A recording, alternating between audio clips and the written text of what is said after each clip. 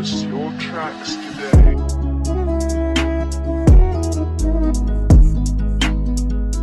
Ալբերտ Հովանիսյան, հրետանու սերժանտ, անձնակազմի հրամանատար։ 2020 թվականի սեպտեմբերի 27-ին նա առաջին իսկ րոպեներից պայքարի մեջ մտավ ագրեսորի դեմ։ Նա խելահեղորեն մարտնչեց 3 օր, չնահանջելով և չլքելով իր մարտական դիրքերը,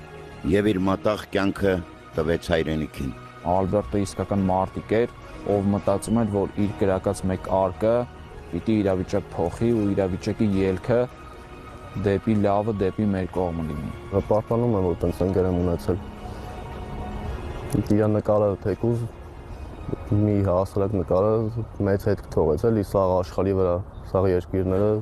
ճանաչում են իրան որպես հայ ազգի հերոս։